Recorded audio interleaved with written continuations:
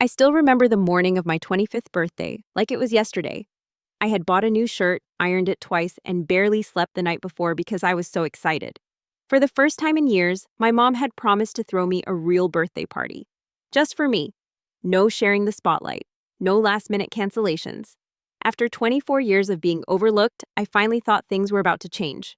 But when I walked downstairs that morning expecting balloons and maybe the smell of pancakes, I found my entire family sitting in the living room with their arms crossed.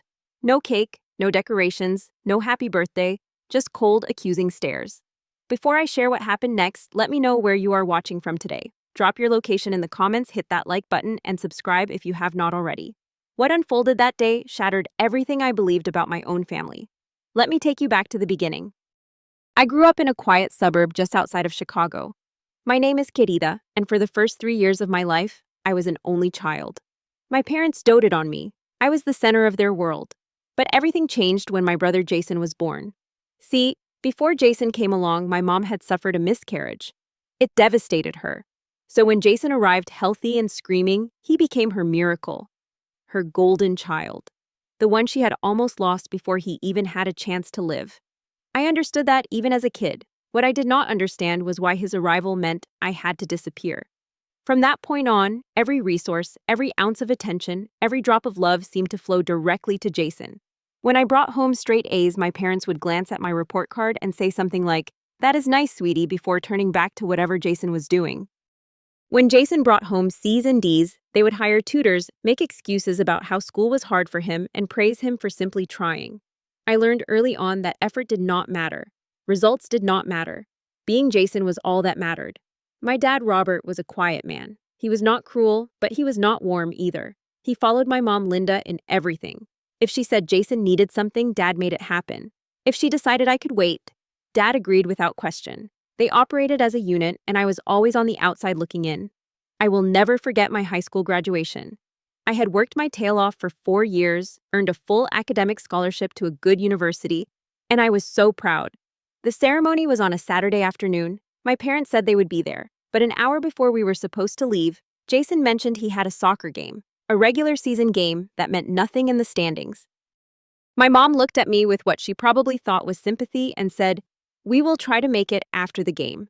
Okay, honey, they never showed up. I walked across that stage, received my diploma, and looked out at a sea of cheering families. Mine was not among them.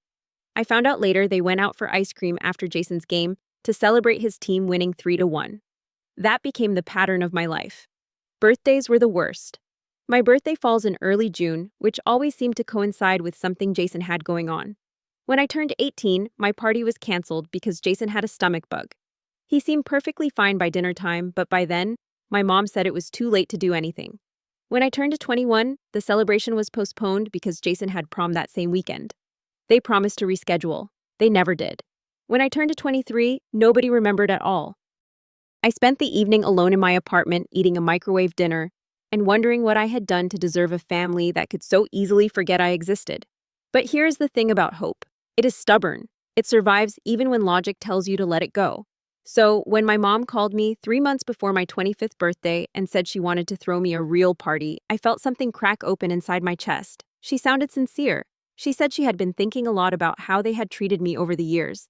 She wanted to make things right. She wanted the whole family to come together and celebrate me for once. I was skeptical, sure, but I was also desperate. Desperate to believe that my mom finally saw me, that things could be different. I started planning. I bought new clothes. I told my coworker and best friend Derek about the party. He was surprised but happy for me. I even turned down his invitation to go on a weekend trip because I wanted to be home for my birthday. For the first time in years, I let myself dream about what it would feel like to be the center of attention in my own family. I imagined my mom lighting candles on a cake. I imagined my relatives raising their glasses to toast me. I imagined Jason for once sitting in the background while I got to shine. I should have known better. The morning of my 25th birthday, I woke up at 7:30.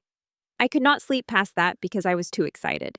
I showered, put on the blue button-down shirt I had bought specifically for this occasion, and checked myself in the mirror at least 5 times. This is it, I told myself. Today is your day. I walked downstairs expecting to smell breakfast cooking. Instead, the house was silent. I found my parents sitting on the couch in the living room, their faces like stone. Jason sat in the corner armchair, his expression something I could not quite read. There were no balloons, no streamers, no cake. The air felt heavy like a storm was about to break. "Mom," I said, confused. "What is going on? Where is the party stuff?" My mom stood up slowly like she was preparing to deliver a verdict. She looked at me with a mixture of disappointment and disgust that made my stomach drop. "There is not going to be a party, querida," she said. "How could you? How could I?" What I honestly had no idea what she was talking about. My dad spoke next, his voice cold. "Your grandfather's Rolex is missing. So is $3,000 from the safe in my office. Did you really think we would not notice?" I felt the blood drain from my face. "What? I did not take anything. Why would I steal from you?" My mom let out a bitter laugh. "Because you are the only one besides us who knows the combination to that safe, querida. We changed it last month. Only family knows the new code." I was reeling. I did know the code, yes. My dad had told me in case of emergencies, but I had never touched that safe. "I would never steal from my own family. I did not do this," I said, my voice shaking. "I swear to you, I did not take anything." That is when Jason decided to speak up. He shifted in his chair and looked at me with what I now recognize as fake concern. "I did not want to say anything," he said slowly, "but I saw you coming out of Dad's office last week. You looked kind of nervous." My heart stopped. I did go into my dad's office last week. I needed to borrow a pen because mine had run out of ink. But I was in there for 30 seconds tops. I never went near the safe. "I was getting a pen," I said desperately. "That is all. You can check I did not take anything." But my parents were not listening. My mom had already made up her mind. She looked at me like I was a stranger, like the son she had raised for 25 years was suddenly someone she did not recognize. "I am so disappointed in you," she said quietly, and that hurt worse than if she had screamed. Before I could respond, the doorbell rang. And that is when my nightmare truly began. I had assumed whatever was happening would stay between us, a family matter to be resolved privately. But when my dad opened the door, I saw my Aunt Susan walk in, then my Uncle Marcus, then my cousins. Person after person filed into our living room until it was standing room only. This was not a birthday party. This was an intervention, or rather an execution. My mom stood at the front of the room and addressed everyone like she was giving a press conference. "Thank you all for coming on short notice," she said. "We called you here because we discovered something very disturbing." She paused for effect, making sure every eye was on her. "Querida has been stealing from us." Gasps rippled through the room. I felt dozens of eyes turn toward me, filled with shock and judgment. My Aunt Susan shook her head slowly. "I always knew something was off about him," she muttered loud enough for everyone to hear. My Uncle Marcus, who had always treated me like I was somehow beneath him, crossed his arms. "This is why I never trusted that boy with anything valuable," he said. I tried to defend myself. I stood in the middle of that room surrounded by people who were supposed to be my family, and I begged them to listen. "I did not steal anything," I said. "There has to be an explanation. Please, you have to believe me." But nobody did. Some of my cousins actually pulled out their phones and started recording. They were documenting my humiliation like it was entertainment. I caught Jason in my peripheral vision, and for just a second, I saw a smirk flash across his face. Then it was gone, replaced by a mask of brotherly disappointment. The only person who did not seem convinced of my guilt was my grandmother. Grandma Eloise sat in the corner, her frail hands gripping the armrests of her chair. She was 82 years old and did not have the strength to stand up and defend me. But when our eyes met, I saw doubt in her expression. Not doubt in me, doubt in what everyone else was so quick to believe. That look was the only thing that kept me from completely falling apart. The meeting went on for almost an hour. My mom cataloged my supposed crimes. My relatives took turns expressing their disappointment. My dad sat silently, letting my mom do all the talking, which was typical. By the end of it, I was shaking so hard I could barely stand. Happy birthday to me. That night, I made a decision. I could not stay in that house another minute. I went up to my old room, which I had been using during visits, and started packing everything I owned into 2 suitcases and a duffel bag. My mom appeared in the doorway. She watched me pack without saying anything to stop me. When I zipped up the last bag, she finally spoke. "Maybe this is for the best," she said. "Some time apart might help you think about what you have done." I looked at her, this woman who had given birth to me, and I felt something inside me die. Not anger, not sadness, just a cold, empty nothing. I did not do anything I said one last time, but I did not expect her to believe me anymore. My dad showed up with an envelope. He held it out to me awkwardly. "There is some cash in here," he said, "to help you get started somewhere else." I stared at the envelope. They were paying me to leave, buying me off, making their problem disappear. "Keep it," I said. "I do not want anything from you." I grabbed my bags and headed for the stairs. Jason was standing at the top, leaning against the railing like he was watching a movie. "Take care, bro," he said with a little wave. His voice dripped with something I can only describe as satisfaction. I stopped and looked at him, really looked at him. And in that moment, I knew. I did not have proof, but I knew in my bones that he had something to do with this. The way he was standing there, so calm and pleased with himself. The way he had been so quick to throw me under the bus. But I could not prove anything. And even if I could, who would believe me? Nobody. That is who. I walked past him without a word and headed out the front door.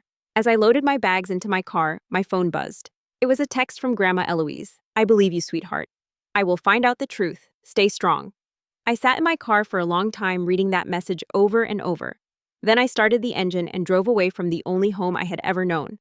The first 2 nights I slept in my car at a rest stop off the highway. I did not have a plan. I did not have much money. But I had my pride, and that was enough to keep me from crawling back. On the 3rd day, I called Derek and told him everything. He listened without interrupting, and when I was done, he said 3 words that changed my life. Come stay here. Derek gave me his couch and his unconditional support. He helped me search for apartments and connected me with his landlord, a kind older man named Mr. Patterson, who owned a small building with studio apartments. When Mr. Patterson heard my situation, he offered me a unit at a reduced rate. You seem like a good kid, he said. Everyone deserves a second chance. I did not have the heart to tell him I had not done anything wrong in the first place. I threw myself into work. I picked up extra shifts, took on freelance projects, and saved every penny I could. The first few weeks in that tiny studio apartment were brutal. I would come home exhausted, heat up a frozen meal, and sit in silence because I could not afford internet yet. Some nights I cried. I am not ashamed to admit that. I cried for the family I had lost, for the injustice of it all, for the 25 years I had spent trying to earn love that was never mine to have. But slowly things got better. I blocked my parents and Jason on my phone. The only family member I kept in contact with was Grandma Eloise, who would call me every Sunday evening to check in. She was investigating, she said. Asking questions, watching. She was determined to find out what really happened. 6 months passed. I got a promotion at work. My boss said I had more dedication than anyone he had ever seen. I did not tell him that throwing myself into work was the only thing keeping me sane. I made new friends through Derek. People who liked me for who I was, not because they felt obligated by blood. I even started seeing a therapist, a soft-spoken woman named Dr. Harding, who specialized in family trauma. It was Dr. Harding who helped me understand something crucial. I had spent my entire life trying to earn my parents' love, operating under the assumption that if I just worked harder or achieved more, they would finally see my worth. But some people are incapable of giving you what they do not have to give. My parents had chosen Jason. That was not my fault, and it was not something I could fix. For the first time in my life, I started to believe that I deserved love, not because of what I accomplished, but simply because I existed. On my 26th birthday, Derek and some friends threw me a surprise party. Nothing fancy, just pizza, a homemade cake, and a group of people who genuinely cared about me. When they sang happy birthday, I cried. But they were good tears, healing tears. This is what family feels like, I thought. This is what I have been missing. 8 months after I moved out, I got a phone call from Grandma Eloise. Her voice was trembling when I answered. Querida, she said. I found out the truth. It was Jason. My heart started pounding. What do you mean? She told me everything. A pawn shop owner had recognized my grandfather's Rolex when Jason tried to sell it. The watch had a unique engraving on the back, and the owner remembered my grandfather from years ago. He called my dad to verify, and when confronted, Jason broke down and confessed everything. He had been gambling online. He had racked up thousands of dollars in debt and needed money fast. So he stole the watch and the cash and let me take the blame. He had watched me get humiliated in front of our entire family and never said a word. I sat in stunned silence as Grandma Eloise continued. And you know what the worst part is? She said, her voice heavy with disgust. Your parents are not going to punish him. They said he already apologized and feels terrible. That is enough for them. I wanted to scream. I wanted to throw my phone against the wall. But instead, I just felt tired. Bone deep tired. A few days later, my mom called me from an unknown number. I should have let it go to voicemail, but something made me answer.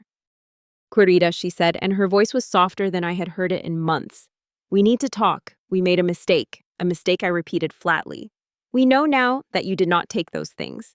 Jason, he was going through some problems we did not know about. Gambling addiction, he needed help and he made some bad choices. Some bad choices. She was talking about the systematic destruction of my reputation like it was a minor inconvenience. What did you do to him? I asked. What consequences did he face? There was a pause. He apologized, querida. He feels absolutely terrible about what happened. That is punishment enough. He is already suffering. I laughed. I actually laughed out loud. So when I was accused of stealing, I got publicly humiliated in front of the entire family and thrown out of the house. But when Jason actually steals, he just has to say sorry and everything is fine. My mom sighed like I was being unreasonable. He is your brother. Family forgives. We need to move past this and be a family again. Then I asked the question that had been burning in my chest. Are you going to call everyone who was at that meeting and tell them you were wrong about me? Are you going to publicly apologize the way you publicly accused me? Silence. We do not think that is necessary, my mom finally said. What is done is done. We do not want to embarrass Jason. I ended the call without saying goodbye. 2 weeks later, my parents showed up at my apartment. They brought gifts like that would somehow make everything okay. My dad carried a bag from my favorite store. My mom had flowers. I let them in because I wanted to say what I needed to say in person. They sat on my secondhand couch and looked around my tiny studio apartment, with expressions I could not quite read. Then my mom launched into her speech. She talked about family and forgiveness and moving forward. She said they wanted me to come home for the holidays. She said Jason was too embarrassed to come, but he wanted me to know how sorry he was. I let her finish, then I spoke. Do you remember my 8th birthday? I asked. You promised me a party at the roller skating rink. But then Jason scraped his knee and was crying, so you said we would reschedule. We never did. Querida, my mom started. Do you remember my high school graduation? I continued. You missed it for Jason's soccer game, a game that meant nothing. I walked across that stage alone and watched every other kid hug their parents while I had nobody. My mom's face was starting to crumble, but I was not done. I spent my entire life being second best, being overlooked, being told that my feelings mattered less than Jason's. And when he stole from you and framed me for it, you believed him without question. You destroyed my reputation in front of our entire family. And now that you know the truth, you want me to just forgive and forget. You want to sweep this under the rug because Jason is sorry. I stood up. Let me ask you something.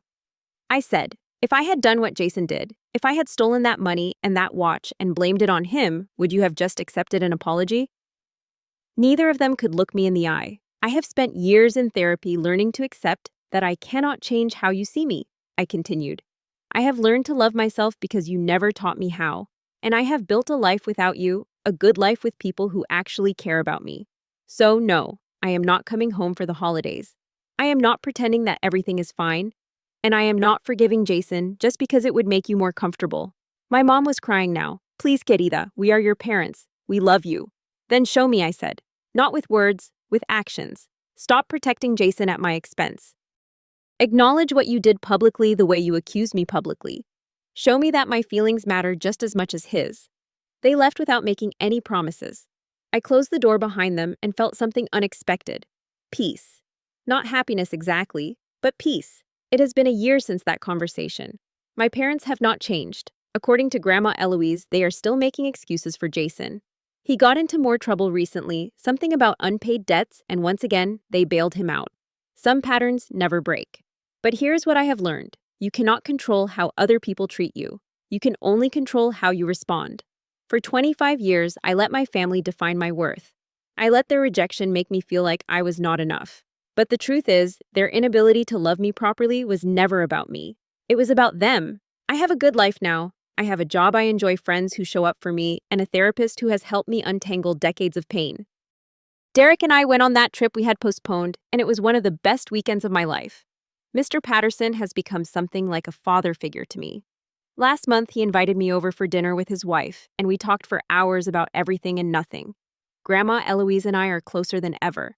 She calls me every Sunday, and sometimes we just sit on the phone in comfortable silence, keeping each other company. I have learned that family is not just about blood. Family is about the people who choose you, who show up for you, who love you without conditions or exceptions. I found my family, and they were never the people I grew up with. If you are watching this and you are in a similar situation, if your family has made you feel small or worthless or invisible, I want you to know something. You are not obligated to set yourself on fire to keep others warm. Your peace matters. Your worth is not determined by those who failed to see it. You deserve love, real love, and sometimes finding it means leaving behind the people who should have given it to you first. Now, I want to hear from you. Have you ever been wrongly accused by someone you trusted? How did you handle it? Drop your story in the comments below. I read every single one, And I know there are others out there who need to hear that they are not alone. If this story resonated with you, please give it a like so we can reach more people who might need to hear this message.